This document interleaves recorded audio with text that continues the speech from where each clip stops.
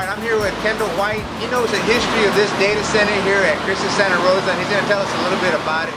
Kendall, tell us how this place has evolved over the years. Well, Santa Rosa used to be the primary hospital and facility for all of our networking for Christus Health.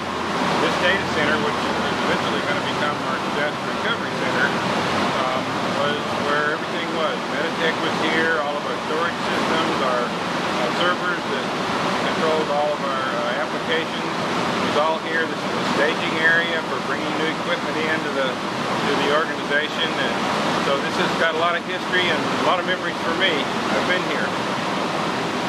All right, well there you have it, folks. A little history on the Christus Santa Rosa Data Center. More to come. Thanks.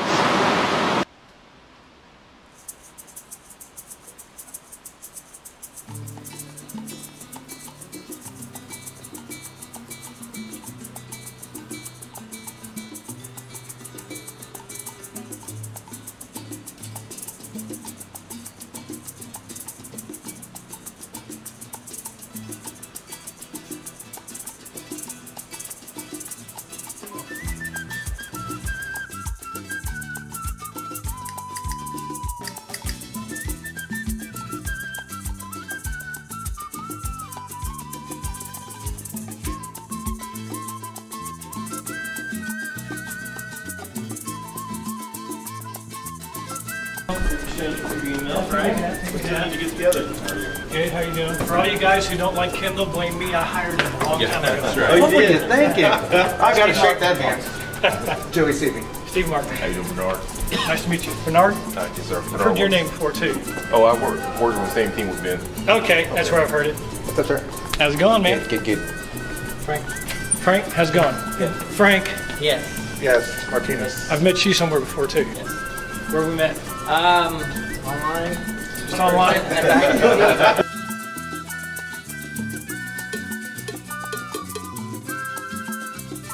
Not necessarily the equipment, but the building. Oh no, this is some of the latest and greatest. Yeah, around the corner. Okay. So two things I want to show you in here. This is a 384.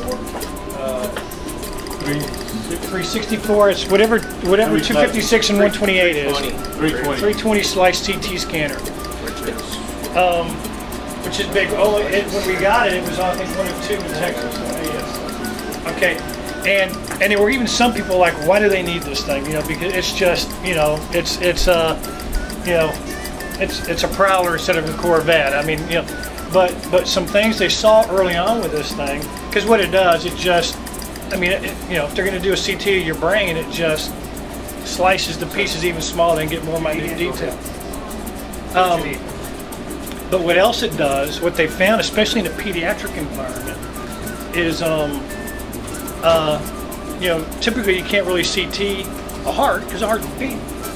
This thing is so fast, it can actually capture pictures of a heart, diagnostic quality pictures of a heart, which gives the doctors all kinds of, again, better diagnostic tools. But what else it does, it happens so fast, you're not sticking all this radioactive tape, you know, in these little veins. They're in and out. So it's a lot safer for kids as well. So this has been, had really kind of some unintended consequences on all other kinds of business this thing brought in. Even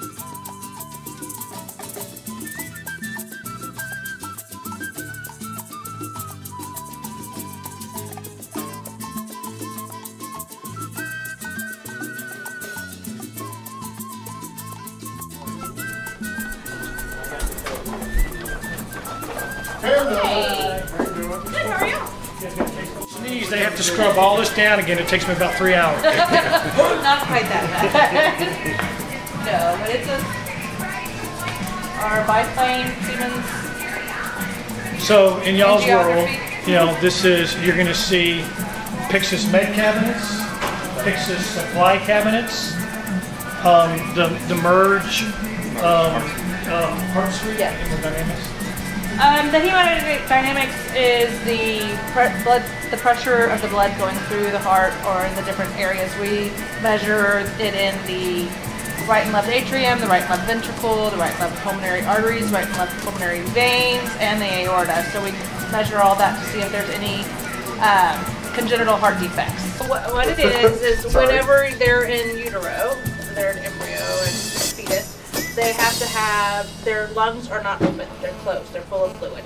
And so therefore they're not getting oxygen from their lungs. So they have a little ductus that goes from the aorta to the pulmonary arteries, and that closes off. After they start breathing, the lungs expand, that closes off. Well, sometimes it doesn't close off. So it's called patent because it's still patent. There's still flow through there.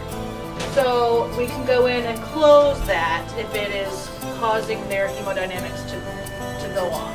If they're not properly oxygenating their blood and it's causing mixed blood, we call it mixed venous blood or mixed arterial blood, it's not saturating properly. So we can go in and do this because this catheter is up to the aorta, which should not be going to the lungs. So as you see this go through, it's going through the PDA and then it's going out to the lungs. So we know that it's going to the lungs that way.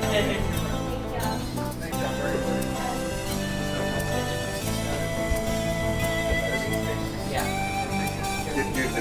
Does it like dispense those medicines? No, they're already pre-filled. You're thinking about the cure system. That's the care system. That'll be in the pharmacy.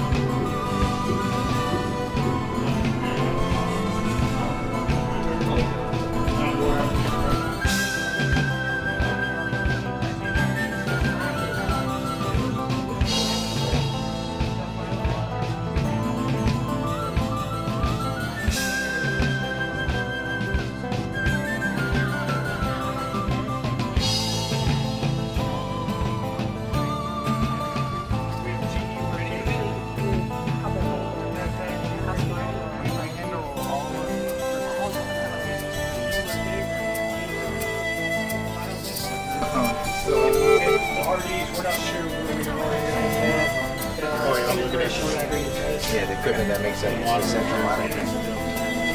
You'll see one of these almost. If they move in with ours, that integration will be done.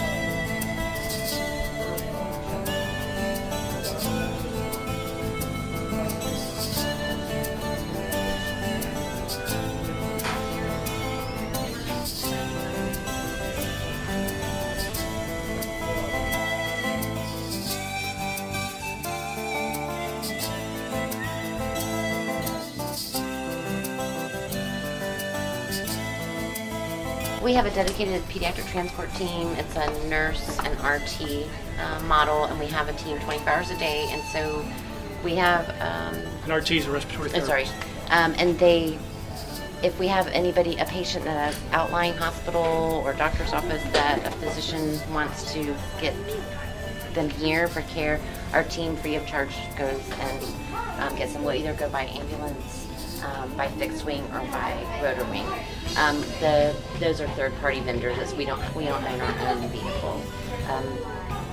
I used to do that job at one point. It's really kind of fun. It's a fun job, exciting job. You can go pick up very stable children or people that are really like having a critical event. So, and we really try to look at it. You'll see like the helicopter nurses like on TV. And they're more like on the scene, like almost like an air ambulance. We're really delivering critical, like ICU care by our team. So it's kind of a different, right? During the and actually give them the care as close to the level of care they would have in the hospital, rather than just emergency management. Katie, this bed's ready, right? I don't know. They said probably. They didn't say. We're not a bunch of gamers and luckily they have 4 resolution ventilators.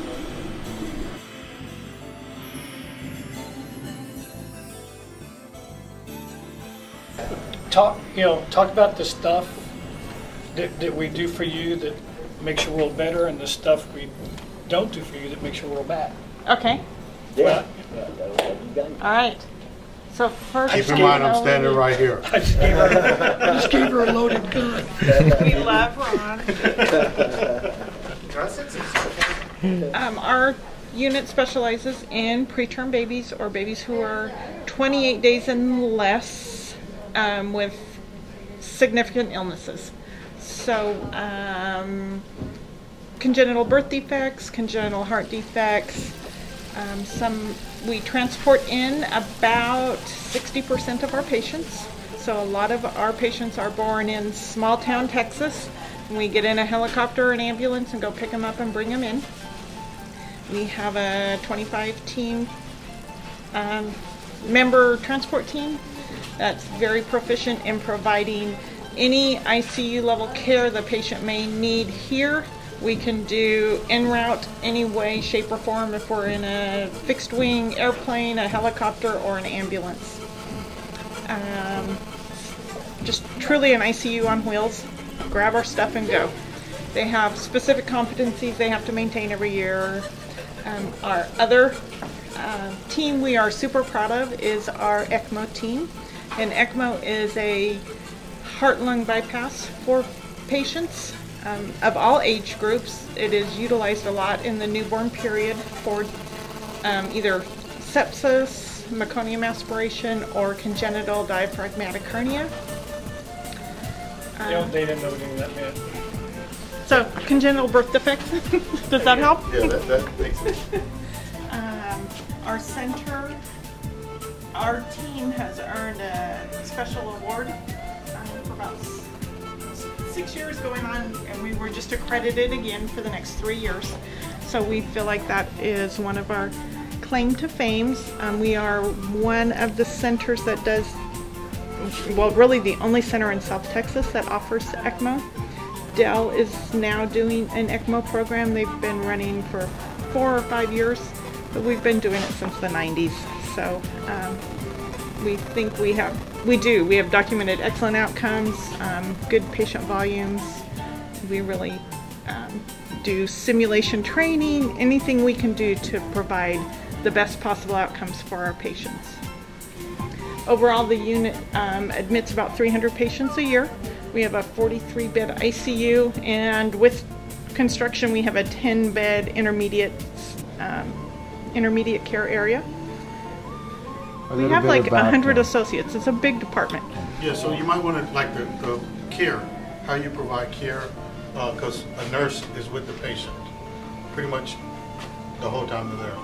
And we can walk into the unit. Most of the unit is currently set up what is called an open bed style, open bay style, to where you have a patient on each side of a nursing station, and those 2 patients are the nurse's assignment for the day. So you're just an arm reach away from whatever intervention the baby needs. We are moving towards family-centered care, so our new unit will have 35 private rooms where the families can stay right with the baby. Even in, our average length of stay is about 30 days. So that's a long time to have any loved one in the hospital.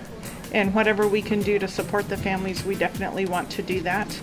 So we will encourage our families to stay right at the bedside and spend as much time as they want with their families, with the babies. The bedside medication verification. You scan the armband, you scan the med, you make sure. And we said, well, why don't we just do the milk too? And they had to write a custom, but they made it work. It's been a huge improvement for patient safety in our area. We've had, I think, a good implementation and good success. We are looking at ways to increase our scanning rates. Last time I looked, I think we had an 88% specifically in the NICU, which I think overall is pretty good. Our goal is 90 because some of the meds we do, stat medications, you don't scan it to the pharmacy, etc., waiting. So we just give those and document them manually.